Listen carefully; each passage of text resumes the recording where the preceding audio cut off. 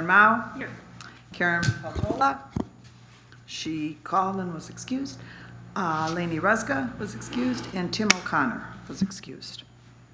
The first thing is, would anyone like a motion to approve the agenda?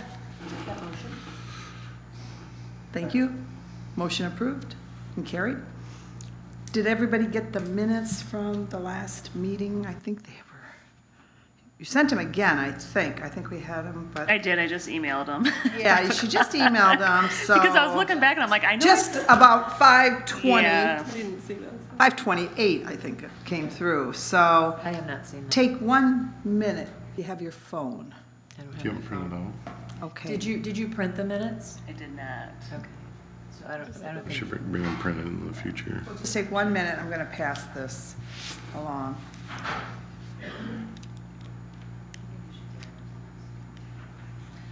Have you I seen the normally minutes? send them to Liz and Lane. Let's not table it. I think people like to see Okay. them timely. Let's just take the minute to review them because, I don't have them. do you have them on your phone on Outlook? Oh. Yeah, he should have them on his Okay, but I don't, phone. I don't, Can I I never print, go to can I Outlook. print them up here or no? Don't even know how to get there anymore. There it is. Did you send them out before today? Yeah, well, just to Liz and Laney and Kelly. And then I wait for approval. Then I send them again just so they have a copy. All right, we'll share.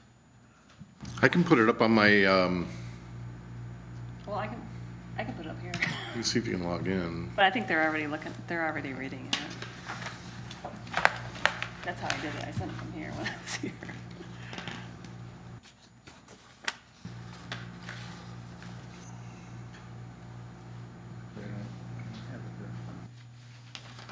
Hello. Here's John. Ready and ready. You did all that talking, did we?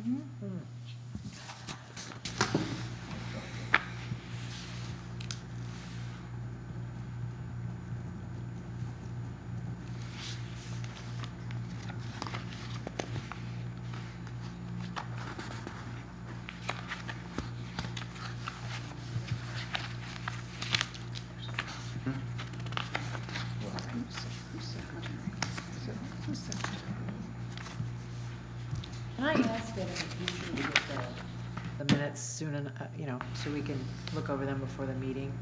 I mean, like days before the meeting?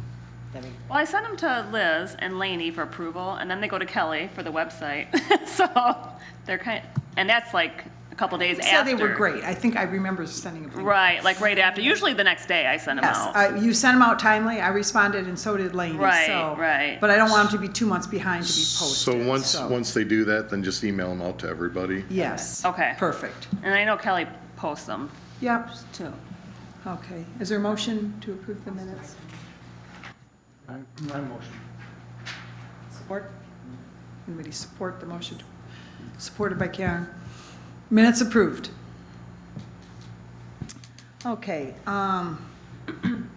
Citizens' public comment? Anybody? Citizens' public comment? Okay, correspondence in absence of Laney, I will just read or summarize the correspondence. There was a little bit from Bill and also from Ann Bentley of Spicer's regarding the meeting on the amphitheater and applying for a Sparks grant for the amphitheater.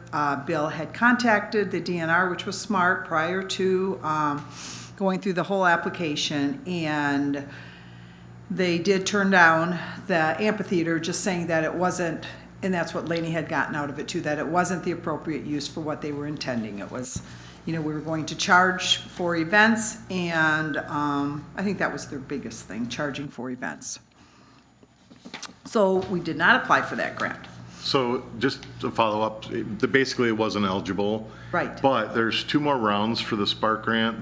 The first round is due next week. 19th. And then, but we can certainly look at other projects that we have and see if something would fit that criteria better. Yes. And could still apply in round 2 or 3. And there was 65 million available, and they like free family fun recreational activities, open space, something that creates recreation. So the amphitheater they thought was, I believe, more cultural and kind of sitting, and we were going to charge. And they were trying to get free. So that's a no. But I do think we should, in our goals, consider another application for that. And then, so that was the Sparks.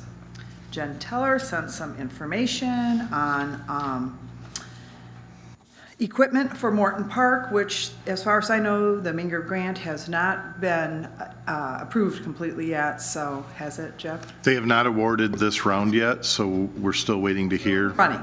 So, Still in the running. Still in the running. And so at that point, if there was more available, then we could consider this. The other information Jen sent, which I looked over and it looks good, were possible grants for 2023 from various other sites. And I don't know if anybody wanted to look at that. She had it was a good source from Game Time. Game Time. Yeah. And so Jeff, have you looked at Yep. those? So, Yep. you know, we could use new equipment probably anywhere, so, everywhere.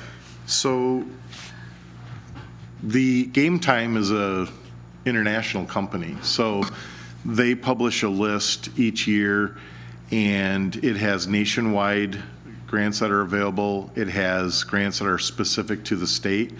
In fact, the community foundation's listed in that packet, and then it also has international stuff. There were a couple in Michigan that I thought, and I can't remember off the top of my head what two I had identified, but there were two that I thought we may have a little in.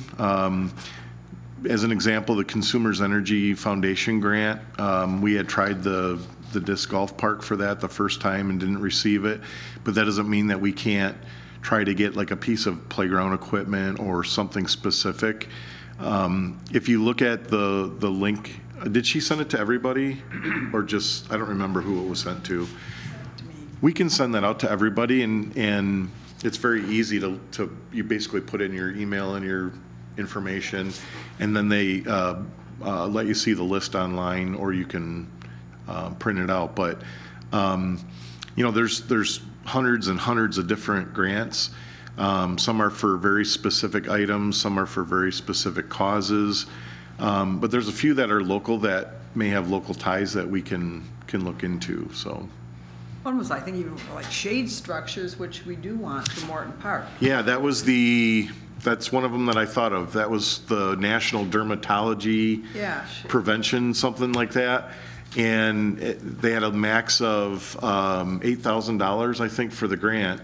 But I was thinking the shade structures over the dugouts at the softball field, that might be a really good one, even though that's included in the Minger. But there's also a local dermatologist that we've had some conversations in the past 2 years that he may be interested in donating something and putting a little plaque to add a shade structure somewhere in the beach area. Good. That would, okay, let's work on that. I will forward that to all of us, look it over and decide how we want to proceed on that. Okay, I believe that was it for correspondence, committee reports. Tim's not here. Anything on the disc golf? I'd be happy to give an update if you'd like. Yes. So I think Tom Millay was at your last meeting and gave a pretty good update on that. The course is playable. He and I are still working on the content of the big sign that names the course and kind of gives the rules, and we intend to put a kind of a course layout on that. I did receive pricing from Sinclair Recreation on the benches, trash cans, picnic tables, and all that. For First Street Beach in general, that we're going to start there with the trash receptacles, and then the disc golf, and then also the components of Morton Park. that whether or not we receive the Minger grant is already in the $35,000 that council budgeted for us. Those prices are quite a bit higher than even the list prices in the catalog. I wish I had glasses, I'm getting a little older here, but let me just put a light on this. Just as an example, what's a good example here? The benches that we had selected as a group, their list price was $22.82 each, so that's what I had put in all the budget numbers. Right now they are $31.42, so it's about a $860 difference. So we weren't locked into that price when we? No, and that's a my deal price, so we're seeing this everywhere. What about the trash cans? Do that come in different too? Yes, the refuse containers were listed at 1,047 apiece. They are now at 1,571 apiece. That seems like too big of an increase. It's concerning. So there's a couple things that and it's consistent with all that stuff. So I think my concern is obviously they cost a lot more and we're going to be able to put less in, but this is also kind of our template of getting these out there. And so if we start with them, it's something that I'd like to be consistent and keep getting them into our park system. They're certainly a higher quality. They're going to last a lot longer. They've got the color. But I think if we're going to implement this now in these current projects, we may have to go from purchasing 4 to 3 and just staying within the budget figures. I still think it'll have an impact, just won't go as far. That's kind of my recommendation, but I'd like your input on that. I think that we should get a uniformity in our trash cans, and those barrels Yeah. are not acceptable, I don't think, and Crystal Mountain had one, and those must have been really expensive. They had them that, very similar to the design we had with the open, but then there was a cover over them, so rain didn't get into them. Sure. That's probably another 400, so, How can a trash can be that expensive? no. Yeah, it's really unreal. But I tell you, and you understand that when we're purchasing these are on the My Deal contract. So just in case you guys aren't aware of that, the state of Michigan bids out items that they purchase on a regular basis, and they receive those bids, and then they contract with those vendors for those goods. So Sinclair has a My Deal contract for this playground equipment. Ford Motor Company Gorno Ford is the Ford dealership for trucks, as an example. The last trucks we bought were $36,000, and that's for a standard 3/4 ton pickup with a municipal light package. It's what all the municipalities buy. Right now it's $53,000, so they've gone up 50%. We just took prices on a plow truck. Our plow trucks went up by almost 20% just for the cab and chassis. So we're seeing it across the board. And I think it's part inflationary, but I think it's still that rollout and the effect of COVID on the supply chain. So there's a chance they'll come down in the future, but I don't have a crystal ball for that. Well, I think we proceed and get what we can, because we need to, right? Need to improve them. So What's at First Street Beach, at First Street Beach, the colors are kind of are set. We've got the blue theme there, we've got the red at Fifth Avenue. For Morton Park, what colors do you want to see there? Now, we're not talking trash cans, are we? I did have a You're talking about primary colors? we had a bike rack there. The fountain that they quoted me, I have to find a different place to buy a fountain. We had budgeted, I think, Weren't we talking It's a big primary list. colors for that park? Red and blue, yellow? we talked about colorful. I don't know that we talked what colors. So, it could be a mix of things. We could do yellow benches and a green a shade structure and a different color table, but I just want your input on that and what your thoughts are, or they could all be one color and consistent. When do you have to place the order? Well, as long as we're in agreement that we're just gonna reduce the quantity and I'll keep it in budget, for right now, I'd like to purchase them or order them as soon as I can, so we can get them here for the spring.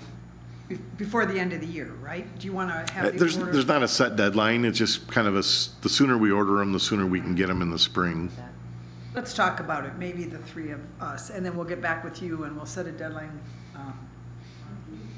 Or should we do it? We can do it within a week.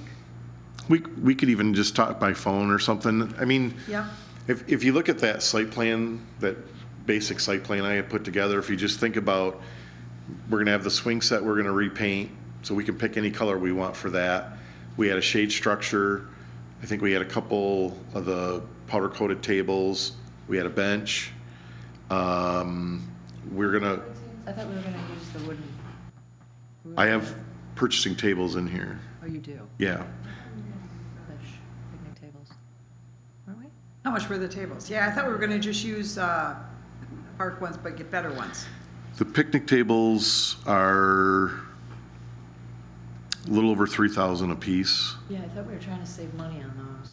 Maybe just use a couple of the better ones. Maybe we wouldn't have to get the tables and get something that, if that's $6,000 for two. Right. Yeah. And if we had more money, we were going to. Well, maybe we hold off on that, and then we can certainly always order them at a later time.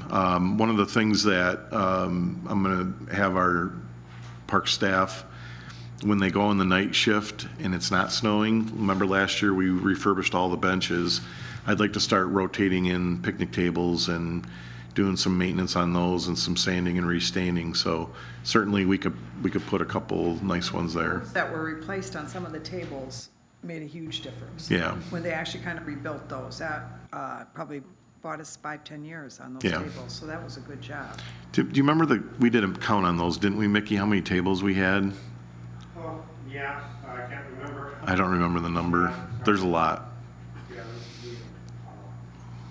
Good, that'd be good for the winter. Hey, one suggestion, I think at First Street, when you put up I looked today at the rules sign down at the Armory, so it's quite big. If there's any way we could put it, perpendicular to the water so that it's not, when you drive by there, you still have a little bit of vision that can go all the way to the lake. I know the sign, but the sign's bigger than you think. If it could be, you just walk up and you look at it sideways, I think it would be just as effective than a big sign that you saw from the road that kind of blocked your view in there. Yeah, I think hole number 1, do you remember where it is? Isn't it in the southeast corner of the softball parking lot? I believe that's where it starts, so Does it start down there, or does it start up at? it starts on Long Cherry. Oh, on Cherry, that's Yeah. what I thought. Yeah. Yeah, if it's down below, I was thinking it was up near Rocket Park, but I sure could be wrong. I didn't look that close. Yeah, I don't, If no, it's it's up by Rocket Park, I would make sure it was it- perpendicular to the, where the Lighthouse Playground is, and then to the north is a parking lot for the softball fields. So it starts in that corner. oh, okay, then. So we would want to angle it more towards the parking lot, but I think we need to have it visible from the street so people can find it. But that's where that is. I was thinking that it was right on the other side of Rocket Park. It's not. Okay. Yeah. good, Okay. Okay. 9th Street boat launch. Karen's not here, so we won't do that. Anything on the tennis courts, Bob? No. Okay. Museum presentation, Karen? I don't know if there's anything new, but you weren't here last time, so maybe it is new. I watched part of it, You did. or most of it. Nothing new per se, other than Liz and I talked about inviting city council and either in person, going to a meeting and inviting them in person, reminding them in January, or sending out invitations in the mail to, I don't know. And posting a anyone. few things around town. It'd be nice to get some people here. It's the Right. history of the parks. He does a good job in the presentation. It shouldn't be just to the Parks Commission. He's going to put on a presentation of that? Yes. Okay, At our great. next meeting in January. Awesome. On the January 19th, after our meeting, we'll have a At short 6 meeting, p.m. half-hour meeting, and then he'll do the presentation. And it should be good. I hope we can It is. get He has a people whole here. PowerPoint thing. He did it in a park a few years ago, and he said it wasn't well attended, but he's hoping this time Awesome. maybe we can get. He does a really good some job with those, yeah. out there Is that and- gonna be published in the paper? We'll get it in the paper. We're gonna put things around town, and I think, you know, his wife is at the paper, so that should be pretty easy to get in the paper. At the library, there's not much to do in January, so I think, you know, hopefully we can get some people there. And it should be interesting. It's something everybody should. Well, and if it's recorded, then it'll be online for people to watch and on the public access TV, so. The problem is you can't see the, you know, what's up there, though. You can't see. Oh, the- yeah, okay. Let me see if we can figure out how to That'd be do great. that a little better, yeah. Is there a problem? Are we allowed to have, like, if we served a cup of coffee or water or something in here, is there? I don't think so. Okay. We'll try to make it nice, so, okay. Especially if you just did it as like a work session or something where then it's less formal and, After our yeah. regular meeting. Okay. That's what it is. Concessions, So, I asked, Mr. Bradford if he would bid that out so that there's no conflicts or concerns about that. The intention would be to bid that out in January, sometime in January, and then, certainly we would like some input from the Parks Commission. The last contracts that were awarded, there was only one that responded for each place. But this time, especially with the hotel at First Street, I expect there's going to be quite a bit more. And there's one gentleman that I've talked to several times and met with, and he has an incredible vision for First Street. Incredible. So, good things should be coming there. Connor and Laney want to be included on that, so Okay. we've got to make sure. 'Cause- Yep. Thank you. Morton Park? Yeah, I mean, I don't think there's any updates. So, yeah, just, I'm trying to order the stuff that we know is kind of fixed into the project. Hopefully, we'll get the volunteer groups and Mickey's guys, and we can refurbish those two structures in the spring. And then, depending on what happens with the Minger grant, then we'll certainly know more. I am planning, I've asked the water department to run a water line into it. So if we get a stretch of decent weather yet this year, we'll do it now, and if not, we'll get that in the spring. So we'll have a water source in there. And I've talked to Top Line about looking at the mercury vapor light and having that switched out to LED. That doesn't have to wait. That'll be done either way. How are the trees holding up? They lost all their leaves. I don't know. We'll just have to wait and see how they bud out in the spring. Yeah, they should be fine. That's very moist ground up there, so I would expect they do well. So What will kind of lines trees are be- they? Sorry.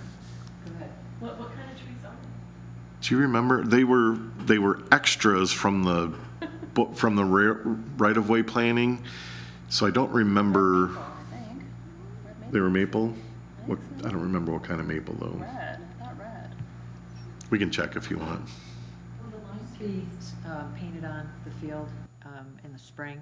Or Yeah, that's something we could do in-house or work with the MRA.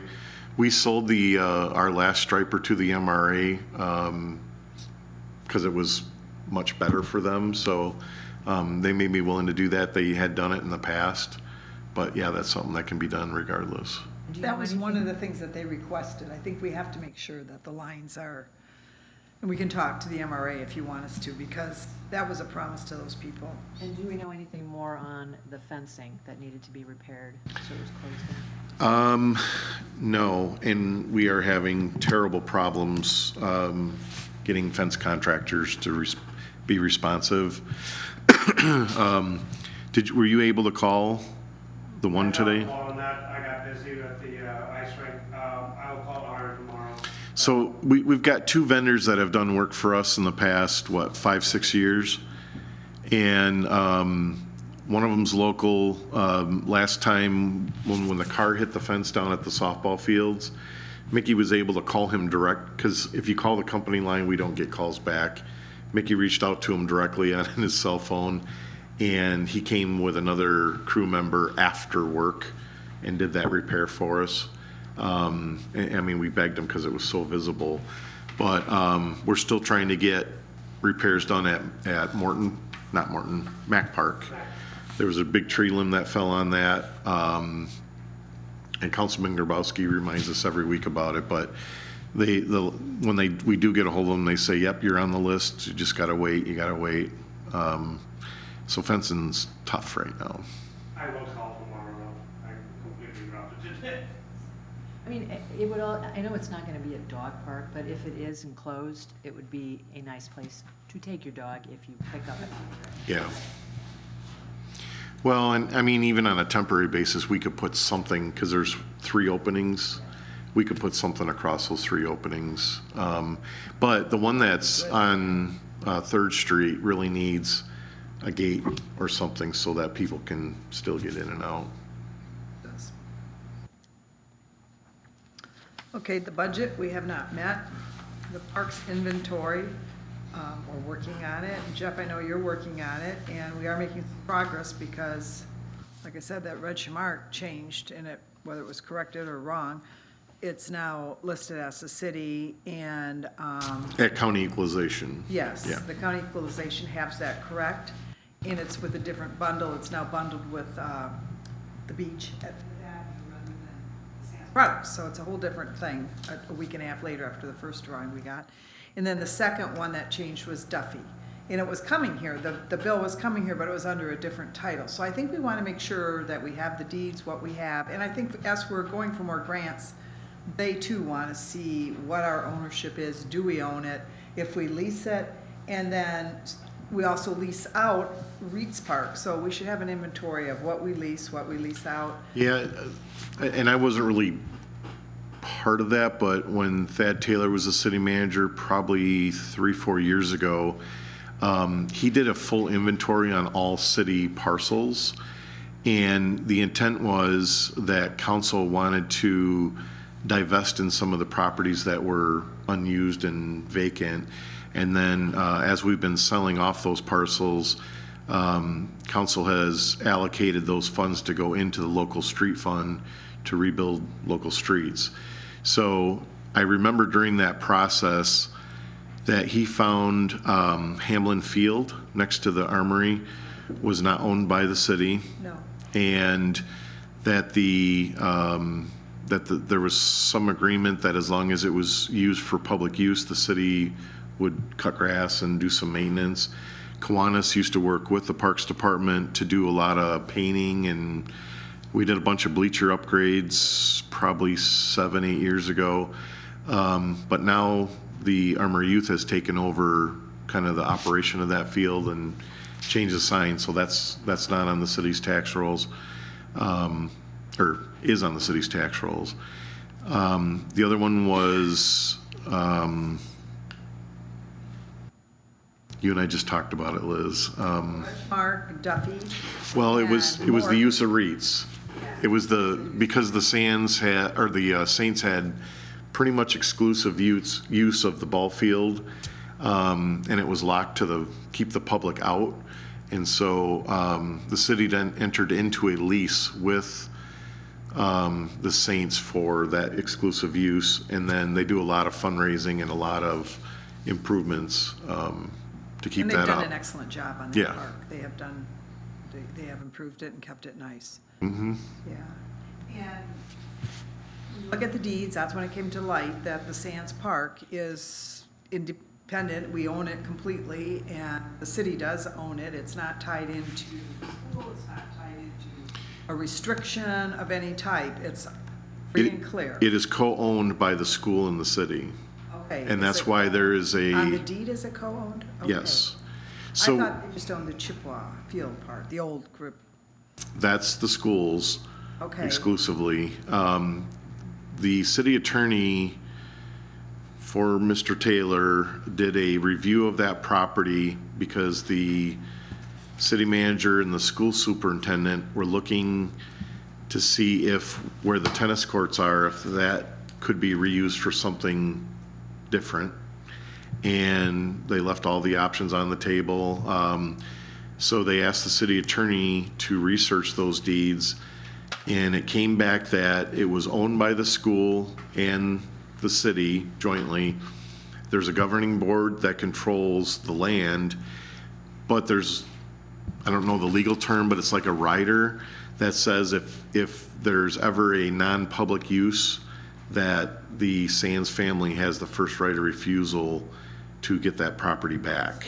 That, because they kind of took that out in 1954, and that's why the school, yeah, let's look at that and make sure, because that's the kind of stuff, I think we need to take the time, and if Thad Taylor did it, we should look at his, but I think we need to actually make sure, because I have the deeds on that, back to 1914. And Well, I can certainly have, because George let's look at that. George Saylor I mean, let's created look that at start opinion, with so. that. If Thad's already done that, let's start with that, and then just affirm what he said. Yeah, what I'm saying Verify. is George already created an opinion, so I can just ask him Yes. for We'll that, get a and then we copy can of share that, it. and then just verify that so that we're all, so we know what we have. So we know where to start. Okay, the Minger grant, I think we covered that, the Sparks grant. There was a grant in the paper, that was another, I believe, another DNR grant. I just read it quickly in the paper that was going towards parks. Did anybody else read that? Yeah. There's two, there's land and water, and then there's then there's the one that we applied for. The name escapes me right now. The- No. And they just awarded those, and there was, and it went for things like restrooms, anything that was awarded, I thought, we could have used that. And when Yeah. it was 3 million too, some of them were very small. One was a few $100,000, so one was 3 million, and the rest were like a few $100,000, like the basketball courts or a simple project. Yeah, so when the last DNR grant that we applied for was the North Riverwalk, as you're aware, and we did not receive that, so we reapplied this year. When that project was identified, we worked with Spicer to help us identify the best fit of a grant fund. And so we they recommended and we chose that one, and that's one we applied for. And if you ever go to like a grant seminar, they always tell you, create a project and then find the best funding for it. Don't find a fund and then try to push a project into it, because they rarely line up organically. So whenever we identify or you identify something that we'd like to fund, then we seek out what options are available and what grant funds are available for that, and try to pick that best one. The trust fund, that's the one that we just applied for, the DNR trust fund. And I believe their board met today, so we should hear back on whether or not we were successful on the North Riverwalk very shortly. Good, that would be huge.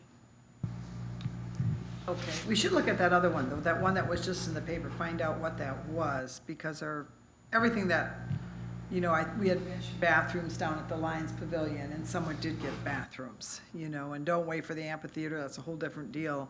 Just get a couple bathrooms down there. Well, and those bathrooms had the attention of city council. Mr. Pratt's here, he can probably speak to it, but they just went through kind of their strategic planning last Tuesday or this week, and I know that was mentioned several times. I've got Spicer working on some cost estimates for what a 2 unisex building would cost for that location. They're rough estimates based on one they just built in, I think it was Pinckney, were between 500 and 800 a square foot. That puts that structure between 175 and 250, but we don't have those estimates quite yet. And I would hope that the design would match the Lions Pavilion. How is there, I mean, let's keep it that they don't, that it all looks the same. That stone, we got the red going down there. It looks nice. Let's follow that so that it's in keeping. Moving on to new business, we're gonna talk about goals.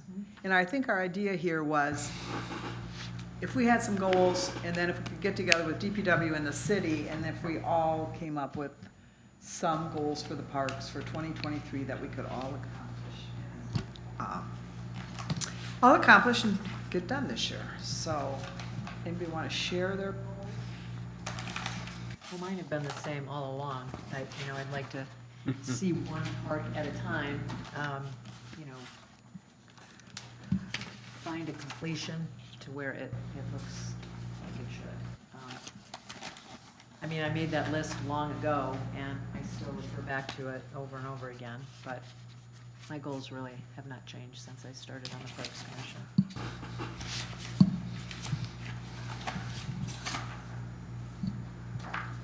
Did anybody else make a list or not? I made a list.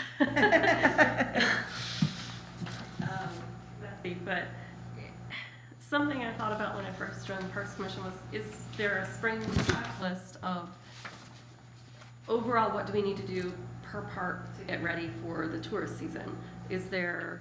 Can we create something that, even if it's just something as simple as, do we need to rake leaves? Are there broken swings? Is there some kind of a checklist that you guys already have, or would we be recreating the wheel if we tried to? Yeah, essentially, we've got and Mr. Pratt just requested that, so I've put something together that kind of broke it up into the seasons almost, kind of the January through, I can't remember exactly, through March really, or April, kind of what happens, what the parks are doing that time of year, then April to May to get the parks, because Memorial Day is always our goal to get a lot of that early work done. Jeff, I put together a preventive maintenance schedule for the parks long ago. Nothing was ever done with that.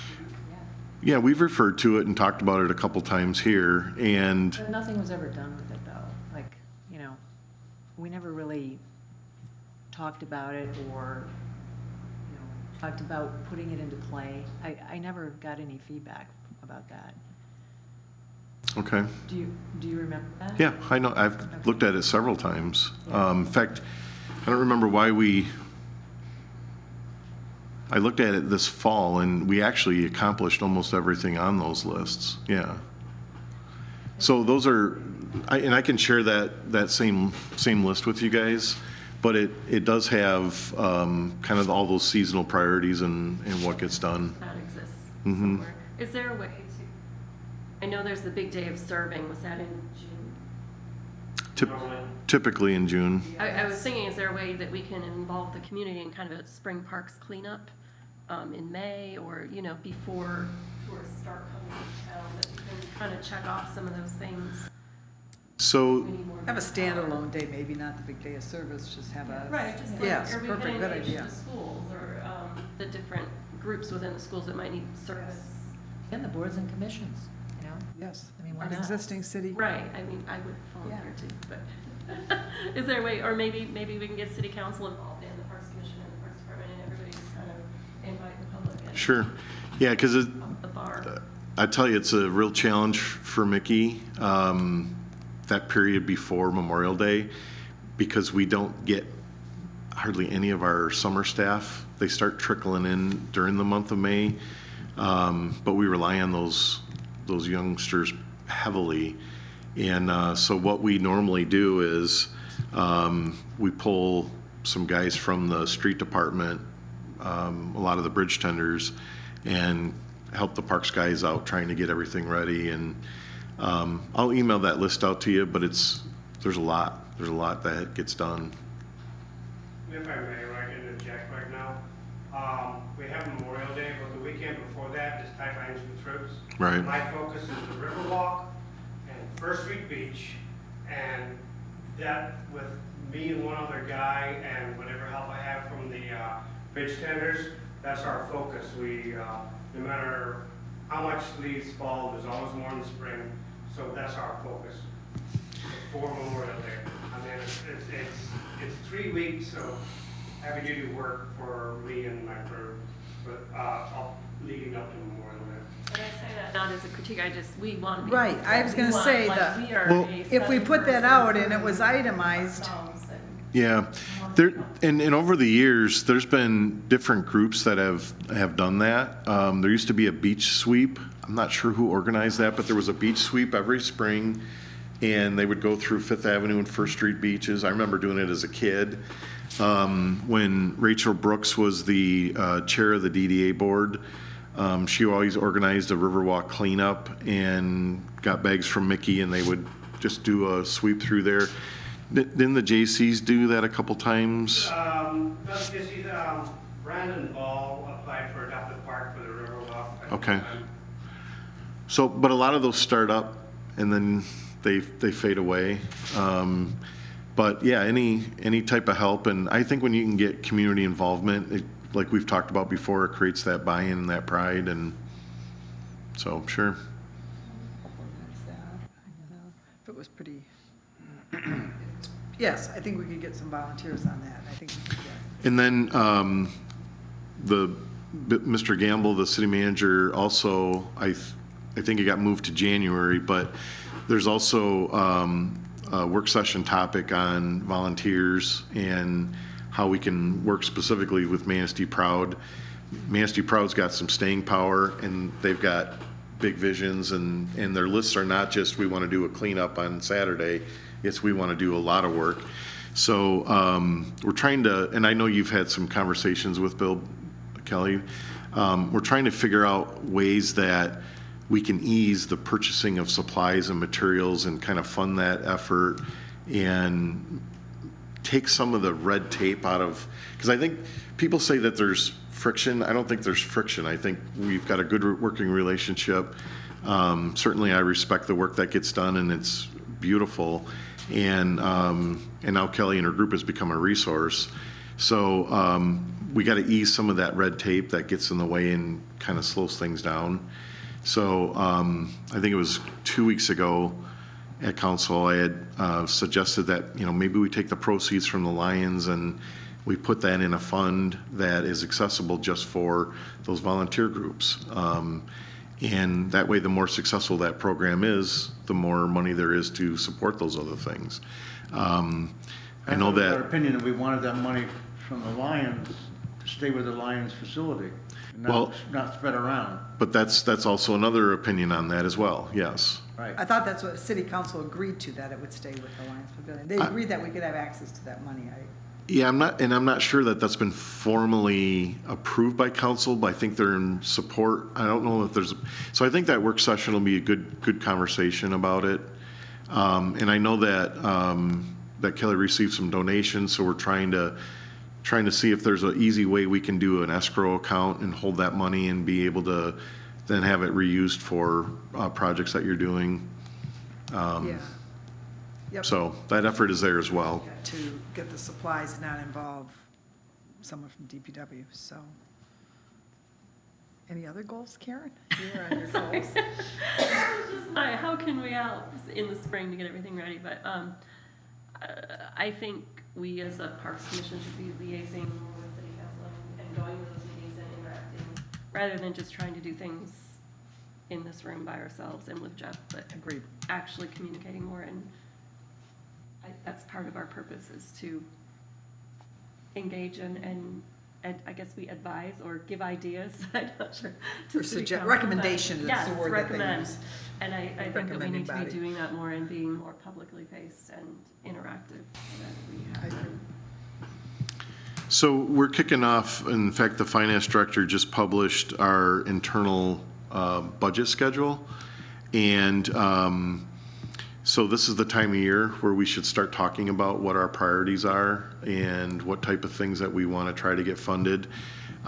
We can email you out the capital improvement plan for the parks that's currently in the city budget. And if you look, I have one copy, I think, with me, but Katie will email that out to you. And if you look at that, there's what I call placeholders in each various projects, and then years. So it extends out for how many years? That's good. It's about a 5-year plan. Okay. Yeah, and they're kind of generically placed in there, but those are always subject to funding. So, and grants are certainly always an option, and we're always doing things or trying to get grants. But the key is we have to have match.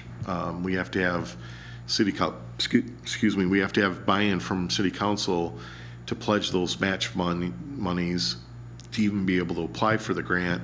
And then, but those match monies typically come out of our capital improvement fund. And there's certainly lots of different, priorities on how that money should be spent. So this budget process is important, and you should weigh in on that capital improvement plan. And what is the date that we would need to offer our suggestions to for the capital improvement? If you give me a minute, I'll look that up on the email he sent. Well, it was interesting, the Carpet Commission got the money for their marketing study. And I don't know if, so I think, That was already a line item I had in there. I wasn't, everybody agreed we should put more money in. Nobody said, yeah, it's gonna come from here. So what we did was took the line item I had and we captured images and video with that money. And now we're gonna ask for some additional funding to then be able to implement how to use those images and get that out to voters to try to bring those in.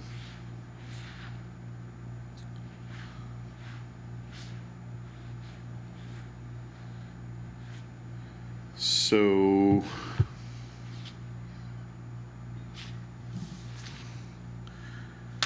the January 10th council work session is kind of the kicks off the process where the city manager solicits budget priorities from city council members.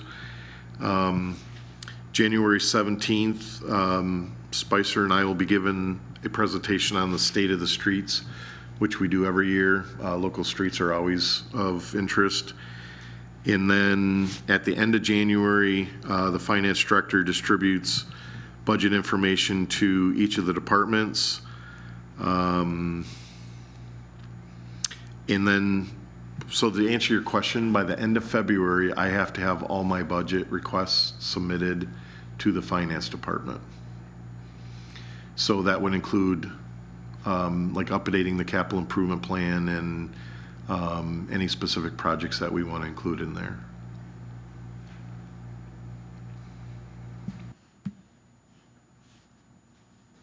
And I think it's always a good reminder that and I don't think a lot of people understand this, but when those budget requests are created, so I've got, I think, 17 different budgets. So when I create all those requests, they're coming from input from you, things that Mickey needs, operational, the finance department updates wages and insurance and things like that. So it all kind of gets compiled together. So the first step is we submit those to the finance director, and there are times where he will say, no way, that's not going to happen. You can't have $1 million for this. So he may pull some of that out, but really the first, it gets all compiled and it gets forwarded to the city manager. City manager does a thorough review of it, and then we sit down, all the department heads sit down with the city manager, and we walk through every budget and talk about changes, talk about requests, talk about funding and everything. And then that's usually about a 2-day process. Out of that process comes the city manager's draft recommendation on a budget, and then that gets fine-tuned over some time before it gets submitted to city council. And then city council spends a lot of the month of April talking about it, asking questions. They may change things. When they change things, you add more stuff here, you got to take away from somewhere else. So then that budget process goes through council in April, and then usually is adopted in the first part of May. How does the finance director decide in the beginning? Well, I'll give you a prime example that relates to this. You know, when the public and the commission for the past 2 years has said we want better parks, I mean, that's been a clear message from the community. And my response has been pretty clear that we all want better parks, and I want better parks, and Mickey wants better parks, but we have to fund the parks at the appropriate level. Because, and I can walk you through the parks budget if you'd like, but the majority of it is fixed cost. It's wages and utilities and contracted stuff. And then we've got money for repairs and maintenance that are simply keeping the faucets on and the toilets flushing and the play stuff safe. But there's very little money for true capital improvements. So in order to get capital improvements, we have to get it from that capital improvement fund. But I put in another parks employee as my request, and it didn't even make it to the city manager. So What does he base that on? because an employee cost is, with fringes and wages, are about $80,000, and parks come out of the general fund, and the general fund funds the city hall operations, police, fire, parks, and a portion of the street department. And that's the most challenged budget that we have. And he just said there's just no way to fund that. So when we got into those work sessions with the city manager, I made it very clear that even though it's not in there, I want it, the community needs it. And but That's where we need to work together, because we're Yeah. on your side. Yeah. You know, utilize us. Yeah. Because I really think, and council they were taken through a pretty, you should watch their meeting from Tuesday. They were taken through a pretty neat process where there were 6 of the 7 council members present, and there were different suggestions that have come up from staff, city manager, council members, and they had to prioritize that, and they were given an opportunity to, Seth, can you explain? Because I wasn't there, but So they mapped it out based on different areas of improvement within the city, so like streets, different things like that, housing, I don't know, there were 6 or 7 different categories. Then you had a dollar to spend. I mean, I've done this with students, so it's pretty similar. You had a dollar to spend and you had to determine where you were gonna place your money. So, and I'll be honest, I think as a group, I don't know that any of us put our money all in the same, I mean, there was some overlap, but everybody kind of has a different goal, so I think it's gonna be a challenge to kind of figure out where priorities lie. You know, as I tried to explain, some of it was not really money investment, it's time investment, and some of it's money versus time, and time, you know what I mean? So like, for example, one of it was creating a citizen survey. That's not necessarily a huge money expense necessarily, because there's so many ways to put it out there, but it's a time expense. But then the bathrooms at the Lion Pavilion, well, that's a time and money expense. Or roads, that's a money expense, time expense, things like that. So, there were a lot of things for the parks. But it was pretty fascinating how, to me at least, because Bill told us we didn't need to be there for the work session, but then in the morning he called me and said it was pretty interesting, you should watch it. And it was very interesting because each of the 6 council people obviously had different priorities from one another. And it's really interesting to know that we all want basically the same thing. We all want to make the community better. We all have different ideas on how to do that, right? And so Karen and I had a conversation a couple months ago in my office, and I said, if the community really wants more parks, we need the council to understand that, not more, but better and improved. And and it's I don't. Sometimes that comes off as a real negative, that message. If you say our parks are crap and we want better, well, that's very negative, and people take that wrong. But if it's our community's growing and people are investing and we want more, we want better, then at some point you've got to fund that, right? Or it's not going to change. council, probably 12 years ago, Linda Beaton was on the street ad hoc committee. And the task of that committee was, how can we fund more road improvements? And they studied it and they poured through it and they went through it and they basically said, we just have to fund it more. And so council's direction was, well, then let's channel more money towards streets. And we've been doing that ever since. You know, the last 2-3 years, blight has been a huge topic. So there's been more resources put towards blight. Council priorities change based on what they're hearing from the community. So at some point, if parks are going to get improved, they got to get funded. That's my belief. And I told Karen, I can never remember his name, but he's on the DDA board. Lives down on Bruce. Very intelligent man. And we walked out of a meeting one day and he rattled off, do you know what the average acreage per capita of parks is in the United States? Geez, I don't know. And he just rattled it off and rattled it off. And he rattled off how much you spend per acre and all this data. And we were woefully behind those averages. So you can never get up to those in a leap, but that should be our goal. You know, we should make that a priority and fund it and then be proud of it. I forgot about that, by the way. I have actually found the website and I found the study where a lot of that data is, and it's currently 2016 is the year I found the data for, and it's 80 pages and I have to mine through it to find what's applicable to a city of this size. Yeah. But Well, I can reach out to Bruce too, because I think he went through an exercise like that in a previous community.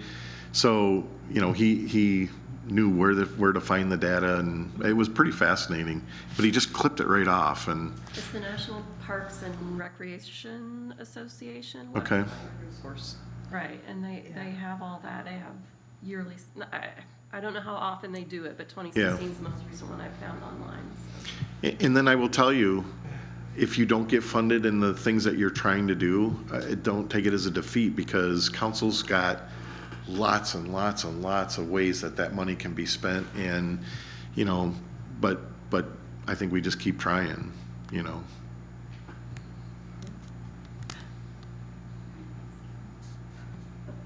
Bob, did you have any goals? What are your goals? I don't have any goals right now. Goals right now? Survive. Survive. No, I can't. Well, I think my main goal would be just to raise the bar, and whether we gotta follow some sort of plan, which we have, and the capital improvements, but just keep raising the bar. You know, and I looked at the goals, I had done that for 2022, just to see what we did. And by listing the goals, it's interesting to see that we did accomplish some of them. And one was work closer with DPW, City Council, MRA, and DDA, and we've done some of that. We've got a little ways to go, but we're working on that. One idea that we used to do, and Bob, you did it the best, was each one of us was assigned to, I think we took even 2 parks, because there was like 17, and then monthly, at least once a month, visit it and report on it. You know, like the trash cans are in the wrong place, or we really need to improve this. I would like to see us do that, to just be responsible for visiting once a month and reporting back. It's not like adopt a park, just a little. If I can add on to that, when we applied for the Minger grant, and the staff of the community foundation always meets with us on site and discusses the grant application. This time, when I met them at Morton Park, they brought board members with them. That's who votes on the grants. And I could tell that they were very impressed that the Parks Commission took the time to sit in the park and talk to people, talk to users, that you had gone door to door. Like, that impressed them a lot. And the fact that we did that you guys held a neighborhood meeting, invited them and got their input, and then It was beautiful. The bus dropped the kids off, and the kids came running literally into the park, and right as we were standing there, and so we asked them a couple questions, you know, hey, would you guys like to see new stuff? And they were, yeah. So I think the more involved you are in for any grant, I can write a grant and I can say, well, we want this, but when I have other groups like the Parks Commission backing it up, and we have, obviously, City Council has to pledge their support, so we know we have that, but, you know, we include in that grant application, the MRA, the senior softball, that touches lots of people, and it shows that there's deeper interest than just, well, we got something we want to fix. So I think those stories are important, and I think those kind of inventories are really important. And Karen Vitola sent a nice list, who isn't here, and she has a wealth of knowledge, having been a supervisor and working for, I believe it was 26 years for the Detroit Park System. So and the one thing that would like, and Kelly and I have talked about this, and I know Karen and I have, is more activities in the park. The more we can tell, like, say, the Minger and those kids came to the park. If we can just show pictures and just have people driving by, and like that disc golf, let's just hope that they use it. But I really appreciated when Tim Oley was here and said, one thing about disc golf, it's not a singular activity there. That, you know, if you feel like walking your dog across there, they're not going to get mad at you. And I think that we have to get more people, and whether it's a movie in the park, whether we talked about cross-country skiing and setting up a neat course and having it, you know, all the way through the disc golf over to Lake Michigan and back, whatever activities, you know, they used to have, back in the day, I worked at, they had, and it was, the recreation was with the Parks Department, and we had playgrounds all summer, 9 to 12, they were held at schools, which were considered the parks, and the kids came, we'd had 60 kids every day using that. And it was like, that's what we've got to get. We have to, and I know that the DNR, I've read enough of their grants, they like to have this lots of use and free recreation for families. Was that organized by the MRA, those park activities? It was, back then, it was, Parks and Recreation was under, it was Warren Poland, and it was under the same umbrella. It was Parks and Recreation back in this is in the 60s. And you know, our parks has no programming. It is purely a maintenance, well, no, the Parks Department doesn't do any kind of programming like that. It is purely a maintenance. I understand. Yeah. I'm just No, saying, and we don't have any of I that. think you have to have someone like, you know, Karen spearheading this, like she had said, like I know they have that one day where the kids come and fish for free, but she said, we should teach them to fish. We should teach them disc golf. We should teach them these things. And then, like, there's the softball diamonds, that's so beneficial. We have the senior man, and then we have that, they're a lot younger than me, the younger couples that play down there. And I love seeing, you go by there and there's couples playing softball in some sort of league. And I thought, you know, if we could get a youth disc golf league or just get some league use and get more use of the parks. And then those people would tell us, here's what we need, you know, here's what, you know, is missing here. You know, the people, and then ask them, like when we ask the boaters, what do you need down at this marina? They're real quick to tell you, you know, like they want certain things, but nobody's asked them always. So that would be one of my goals, is to get more park usage and then ask the people what they want, because they have good ideas. I think that's an incredible idea, and it doesn't even have to fall on somebody's shoulders, but if we could break that into manageable pieces, you know, Tom would do a training session for disc golf. He would do that in a heartbeat. The Manistee Sports Fishing Association does the Kid Fish Day, which is tremendous. I guarantee that senior softball group would host kids and teach them how to play, and, you know, do some kind of fun day for them. Yeah. Because the kids, they're all well attended when you offer something like that. It seems like everything is well attended if it involves. Mickey, doesn't Coach Henges do some stuff down at First Street with the basketball? I mean, when we get that fixed up. I can't remember. I I'm not sure what Joe has done there. I will say from my perspective, being a member of the Shoreline Cycling Club, we are now organizing and have been in cahoots with Bobby Cruz doing a younger kids mountain biking, and we also are maintaining the non-motorized cross-country skiing and fat biking out on M55, just beyond Franklin Road. We have, the city has allowed us to use 167 acres. So there's things going on, like it's what you want, but it actually is happening. Yes. And what I notice is we're just not coordinated in it. Well, we need to coordinate it and promote it. We need to promote And it. celebrate That's it. what I'm saying. I would like to invite a couple of the Shoreline Cycling Club people up here to just let you know what we actually do. We are improving that facility. We have an agreement with the Forest Service, and we have now taken over the Big M cross-country ski. We're grooming all their trails, and we have an 18-mile fat bike trail. You would be surprised with the amount of community effort that is going on in the county and in town. We could, so I mean, that's just my personal view of what's going on right now. Thank you, because maybe what we're missing is not the activities, we're missing the activities that promotion. happen, I think, We're are not missing the coordinated. promotion of it. And the organization. In the organization and letting people know, so Yeah. maybe work more with the newspaper and. So if I may, I don't mean to take control of the meeting, I'm talking to a few other friends, like QR codes. We want to, when we volunteer as a cycling club, and we'll go out and we will we'll take out down trees. We clear the trails. We are the only cycling club in the 4,000 miles of the North Country Trail distance that has been allowed to adopt a section of North Country Trail, which is from M55 to 9 Mile Bridge. And we have taken that over to be the stewards of that. We clean it. We have a guy comes out. We went through the classes with the Forest Service to learn how to use the chainsaws in their facility.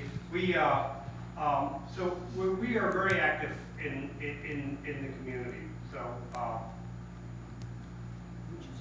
See, and that was, And yeah. I think I can invite them here and we could have a chat. So along with like the QR code, see, we've always wanted to, when you volunteer, numbers are important. Forest Service love the fact that we log hours when we're out there. They can bring that to the federal level and say, look, we have this much interest in the community that are doing this, and that comes back to them for funding. Because now it's being used. So we want to install QR codes on our trails so people can scan it, go to a website, and, where am I from? All I need is a zip code. I don't care what you do for a living. So we need to know where our zip codes are. So we have a lot from this community, we have a few from here, so could we market that to bring them here, vice versa. So that's where, as a club, that's what we're talking about. That's great. That's excellent. Does anybody want to volunteer to summarize our list of goals and then maybe get together with you and then present them to the council, just briefly present them to the council so they know what we want? They want to work on our goals? Yeah, I would love to. Okay. Did you get them all recorded, or can you? I'll go back. I always go back and look. I think just let us come up with a more concise, I didn't read all of Karen's and we didn't hear from Tim. I'd like a little more input before we said that these are goals. Official Yep, have an list. official, what we, We need a list from you too. you got good ideas. Who wants to work on that? I will work on that, Kelly, and we could throw it out there. And maybe get Lainey or Tim. Yeah, Okay. that's great. Okay. We talked kind of about winter park activities. We'll work on that. I think we did hit that. Would there be any issue putting in cross-country trails on the new disc golf course? They do play disc golf no matter what the weather. And, sorry, I jumped in there, I didn't ask for permission, sorry. And it's not a case of trampling, you discourage more people if they have to break through. So So they actually do play. It's groomed, oh gosh, yeah, oh my word, yeah. So the disc golf, one of the things that we highlighted in our grant to the Minger Fund was the fact that it was available for year-round play. Because if you look, one of their priorities are winter activities, outdoor activities. Now, I've never seen anybody at Red Samaric, but Tom assures me that they play year-round. They're there. I don't think there would be a conflict with putting cross-country, like a pathway in that park, but you have to groom them. You have to groom the sets, right? You have to groom to set the Otherwise, tracks. it'd just be- Chaos. It just wouldn't be fun for people learning to. Right. Ski. It'd be awesome, don't get me wrong, to have a local ski trail around. But if you're tramping through crust, so now you gotta get the equipment to groom it, you know, so which, But are you familiar with the non-motorized park? That's a city-owned park and property on 55. And the Shoreline Cycling does a lot out there for the fat biking and walking trails during the summer, and then snowshoe and cross-country trails during the wintertime. and skiing as well. For that. The groomer was obtained by the Shoreline Cycling through a grant, if I recall. Yes. They, And- Our equipment actually was. And that was years ago when there was a Parks Commission and a non-motorized commission. At some point, they merged together, but there was a separate non-motorized commission of the city, and so they worked to set that up. would Gosh, they be- years ago. Yeah, maybe 15. 15 years, yeah. 10, 15 years ago. Would they be interested in grooming trails within the city limits? Transporting of the equipment is difficult. We even had to get more funding to get grooming equipment for Big M, as well as our, you know. Yeah, I mean, definitely, I think we can definitely talk about it, you know. I mean, I'm right now speaking for the shoreline section. You know what would be more appropriate maybe would be like a horseshoe path, or snowshoe path, horseshoe. Yeah, A snowshoe actually path. More Judgment. beneficial, because we are limited. We just now talked to Forest Service at Big M, and they allowed us to put in a specific snowshoe trail for this winter, because you'll have people show up and they'll leave their snowshoe. I mean, it's not no fault of theirs. They'll hike on the skiing and or the fat biking trails, which can actually ruin them. But now we have a dedicated snowshoe trail for snowshoers, so at Big M. Well, that should be one of our goals, is more promotion then. I think we got a lot more than we realize. And don't forget, we are currently putting water in the ice skating rink, which certainly is a winter activity. And you completed the flooring today? Yes. So we always put in a flooring within the teen center, so it protects the year-round floor from the skates. But if weather nature cooperates and we get some freezing temperatures, hopefully that'll be open in a few weeks. And We're not nailing that down as open in the future. I will not make a promise or a prediction, but the ladies that run the teen center, this is their favorite time of year, and it's amazing. And And it's because of the number of kids. It's like what Yeah. we're saying, if you can get a kid or a family, you can get people to a park is our whole goal. But they were telling me, I went to one of their meetings a couple of years ago, and they were saying that you'd be surprised how many people skate during the night. After dark? Yes. After it closes? And I said, who in the world would do that? And they said, the nurses that get off at 11 o'clock at night, Oh my gosh. that's their morning time. They come down and skate. I mean, so you think about that. Now we get complaints from the neighbors if the lights are on that late, but that thing gets used a lot. It's a short period of time. What's that? When does it actually close? It doesn't really close. Oh, The timing on the lights is 10 o'clock. I think it's 10, yeah. That's Yeah, pretty we have late. a few lights on from the poles. And we used to have it on till 11, but we had some neighbors that complained and were concerned, so we dropped that back to 10. And I don't think it's been a couple years since we had any issues. But in the shelter, I'm not even sure what time they close. 10. 10? Skating Is there still music on the outside? I seen a speaker outside today. Yeah, I just don't think it's real loud. Aw, it should be. Actually, they did, because my brother Because he don't actually live donated there. the sound equipment. Oh, really? Go out there every year and turn it on for them Oh. and turn it off in the spring, but as far as I know, it's still there. There you go. Good. Okay. Anything else? We talked, the memorial chairs are put away, thank you, they're gone, that's good. That was very successful, I thought. That was Kelly's idea. It was our idea. It was your idea, the two of your idea, but as soon as Kelly mentioned that, I thought, perfect, that's what we were looking That was the for. easiest thing I got you to do, that's. Turned around and it was out there. And they were used, so Yeah. that was the Yeah. positive. And that was our, yeah, like we're back to that same thing, it's the usage that we're after. And just so you're aware, we funded out of the parks, the purchase of the first two. And then, so that was in last year's budget. And then, what I've asked Katie to do is, as those memorials come in and that money comes in, we're always trying to have those two ahead. You know what I mean? So every time we get a memorial, we buy another chair, but we should be two ahead. So, because those have to be special ordered for the color. I don't know why. Because it matches the roof. Well, I know why the color, but I don't know why that's a special order. It seems like it'd be a popular color. Right. But that way, they don't have to wait long. I know people personally that I've seen post on Facebook, well, you guys did one, where they actually do like a little ceremony and dedication. So that's been a real good addition. And rent the Lions Pavilion too. Yeah. Yes. And can we work on the placement in the spring? Are you open to that? Yeah, absolutely. Yeah. Anything else to come for the meeting, Bob? Say?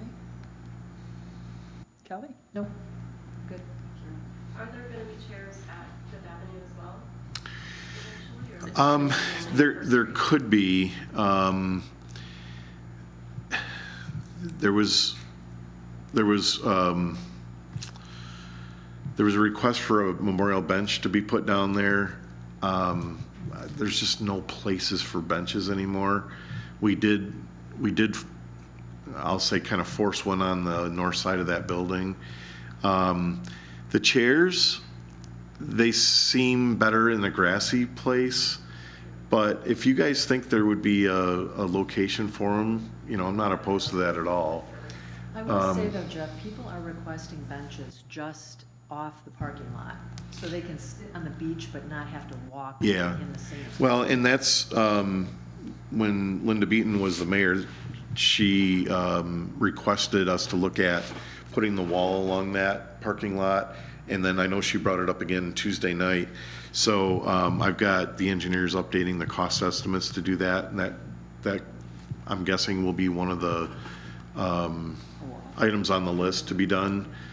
So I guess my point is, I'd like to get that improvement in before we figure out the benches and stuff. Quite frankly, if you go to the north end of that beach, there's a little sandy path that goes up, and still city-owned property, but it sits up elevated.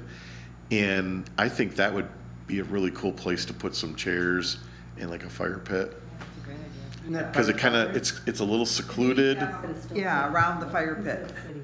Yeah, but you know what I'm saying, on the north end, there's just a little plateau up there that I think would be a really neat little private gathering place. I don't know if that attracts problems, but On I- the wall, maybe you have it one block shorter than First Street. I see a lot of people struggling in a smaller car to see over that wall. Have you noticed that? I've noticed that several times, that I guess I haven't noticed that, but, if you had like an Yeah. Escort or a Prius or something a little lower to the ground, it's hard to Yeah, see you're in over. a truck, so you probably wouldn't notice that. Yeah. Yeah, that's If fair. you're in a That's truck and fair. you're tall, but if you're a shorter woman in a smaller car, you cannot see over that wall. It's like one block too high. Well, And it- sometimes that's hard to visualize until Yeah. you're laying that project, and you might have to step back and say, hey, this isn't quite right. You Yeah. cannot go that high. in the intent of the wall is to try to trap some of that migrating sand and just Right. reduce those maintenance costs. Because every time the wind blows, You can't block the view. the guys are down there with the heavy equipment trying to get it clean and out of there.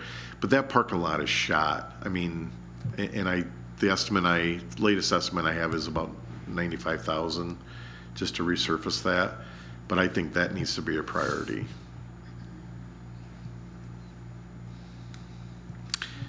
I think we've covered everything. I have just a couple things, and I won't talk about them for long. But in addition, at the non-motorized park, just so you're aware, we have private properties around that park, and we had concerns from a landowner that they were hunting and they could see the public using our park, and they didn't want anybody to get hurt. So we surveyed that line, and we had line stakes put in. Mickey and his staff went out and replaced those wooden stakes with metal stakes. And so they're permanent, and then we're gonna put some signs that, kind of a private boundary or end of, I don't remember the language we had, but, so just to let you know, we did that.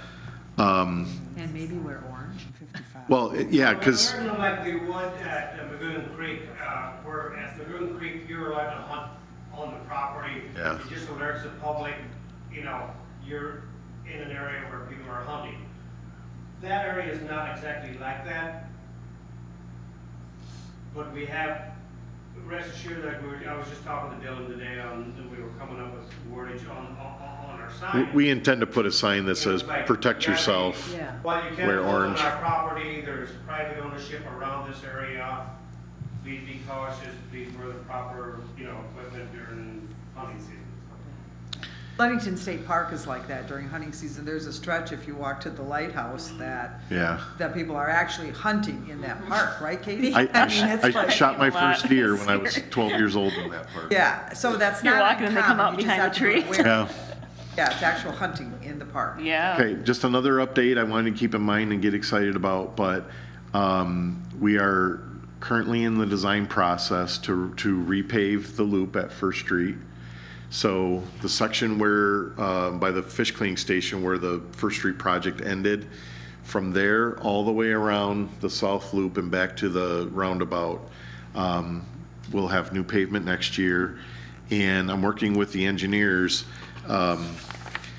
If that pavement is this wide and we have parallel parking on the sides, there's still way too much pavement for a single car to be traveling through there. So we're gonna restripe it and put a lot of angled parking in there. Good. Using the same footprint, Yep. but narrowing up the travel lane. Plus, the hotel has pledged to add 20 more parking spaces, even beyond what we're gonna come up with, just reconfiguration. On their own property, they're gonna add 20? No, they're paying for it in the city park. Will they have use of those 20 then? Are they? It's all public parking. Okay. So the concept was when we were negotiating terms with the hotel, they wanted it to put a curb cut into the boat launch parking lot. So if they had somebody that stayed in the hotel and had a trailer or a boat or whatever, that they had room to park in that larger parking lot. And we said, well, we can't keep you from parking in there. It's public parking. It's really underutilized, so that's actually a good place for it. I've been trying to get funding to put a curb cut in that parking lot to make it more user-friendly to the beach anyway, so that was a win-win. And they said, in exchange for that consideration, we will add 12 or 20 more spaces within the park. So we're gonna have a lot more capacity down So there. will the parallel parking go all the way around the loop? Will it also be by the tennis courts and the basketball court? Well, it's really wide, pretty much where the restroom starts and where the existing parking lot is there. The cross-section's wide enough, I think we could do angled parking, because it's one way, and that'll stretch around to about the tennis courts. But then I think that the 20 additional spaces can be put in there, and we can extend it out even a little bit better. I'd really like to put it, honestly, almost before you get to the softball fields, where it's real soft sand and the kids are always driving through it and tearing it up. I'd like to just hard surface that, and I think it'll help out in when people are picnicking through the peak days in the 4th of July. And parking for the amphitheater? Yeah, certainly that would help in the future, yep. Are you doing curbing as well?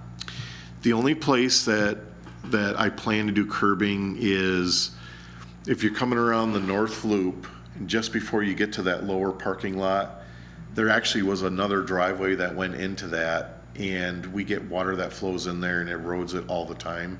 So I'd like to curb across that to control the stormwater, but there's not enough funding to do curbing all the way around it, unfortunately. Bummer, that would look really sharp. I agree. What about a bike path? There's currently a bike path. We will maintain a bike path, absolutely. And then There's room for a bike path and the parking and everything? Yeah. around it? we'll get it. I wish we could fight for curbing. Well, it's $18 a foot. And we aren't gonna lose any parking by the concessions at First Street Beach, that'll stay the same number there. There'll be more. Okay, good. We'll end up with a net increase. Because right now, like on the east side of that where it's parallel, it'll be angled. And so we'll almost be able to double along that stretch. Even for like the flea market and Yeah. carnival. And then just as a reminder, while we're talking about this, the hotel had several options of discharging their stormwater, and the 3 of the 4 options included tying into existing city infrastructure. I wasn't really crazy about those because we don't have large capacity down there, and we still have a lot of hard surface. So the detention basin that was excavated south of their property is actually in the park. It's a space that wasn't utilized really at all by park users, but they built it, they paid for it, and then they are going to extend 2 pipelines, one that goes to the towards the restroom building where we always get ponding in that corner, and we're going to put a catch basin in there so that we can drain that, make that better usable. And then the other one will go out to right at the beginning of the tennis courts where it's always ponded and the kids blast through it. We'll be able to dry that out and improve that as well. So Are they gonna fence in that retention pond, or no, it should not have water in it's it? not a pond, it's a basin. It'll be dry 99% of the time, and even it's deep, but it's deep in order to drain our stuff that we wanted. So really the usable space in that pond is only the bottom foot or 2, but that's under the peak 20-year storm. Issue on the lower parking lot of So I've been working with the Corps of Engineers on that.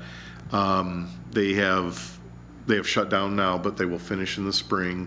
They should be done, I'm guessing they'll be done in June, so it shouldn't have any impact on fireworks, because we light the fireworks off that pier. And they have extended a new concrete walkway that's a little bit higher than it was, but that comes up to the parking lot. I had begged them, and at one time they told me they were gonna keep it elevated all the way to the parking lot, and then we were gonna rebuild that parking lot higher, but they didn't fund that. So that drainage is kind of gonna stay the same way. So that can't somehow be factored into what they're doing up top? Possibly, but what happens is the big large boat launch parking lot, probably 70% of the water from that parking lot ends up at the west end, and it goes down and it crosses the road, and then it's piped, and it used to come out right out of the edge of the dune, and it was tearing apart the asphalt and flooding that all the time. So we did it in-house. We put a structure in there and then extended the corrugated pipe further west, further along down, so that it only impacts the access to the pier. It doesn't hurt that parking lot. And resurfacing that parking lot is included in the loop project. But in order to get it out much further, we'd have to do a lot of stone protection, and so we're gonna be working on that design this winter, and then that'll give me some time to maybe work with the Corps if there is a little better solution. Have you talked about putting up a wall for that parking lot as well, to keep the sand off of it? Have not. Some of them are nice. Yeah. I know it's less I just wish it was, I mean, we want it handicap accessible to get to the pier, Right. but I just wish it was a little higher. I mean, it really needs to be lifted about 3 feet to make that driveway in there a little bit safer and more user-friendly, but. Okay. And then don't forget that we have received that $850,000 EDA grant for the Riverwalk upgrades. So I know that, I think Bill council had interest in having a couple of you be on, I'm already on it through the yeah, DDA. through the DDA. So I know that he's working on the RFP for that, and that'll be to select an engineer. Federal requirements don't allow any firm that worked on the grant application to then do the design. So Spicer can't do that, so we've got to advertise and then hire somebody for that. So that's all I had. Awesome. I'll make the motion. Huh? Oh, Oops. you didn't remind me.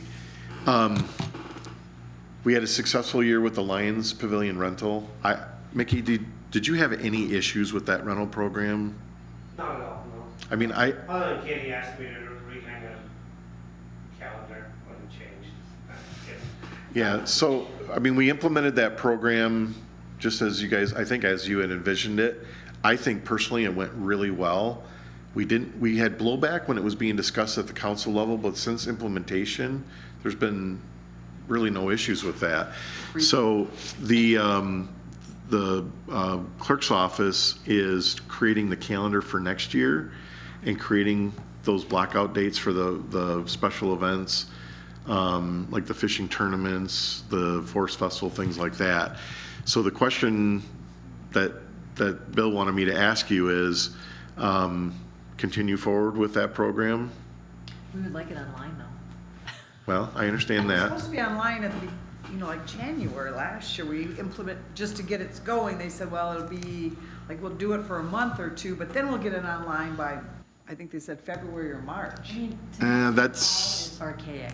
I mean, in this day and age, to not be able And to, people then from downstate That's not what Ed said. Ed said, start off with the program, make sure it's running well, and then we can look at investing It ran in well, the so can we software. look into Well, that? I don't disagree with you, and I'd love to have it online too.